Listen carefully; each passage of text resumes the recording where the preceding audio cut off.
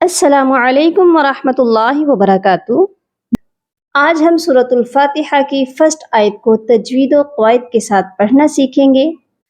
الحمد للہ رب العالمین، الحمد للہ۔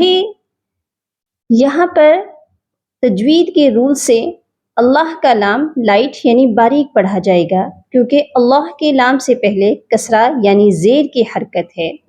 للہ، پھر ہے رب را کو پر یعنی موٹا پڑھا جائے گا، کیونکہ را کے اوپر فتحہ یعنی زبر ہے۔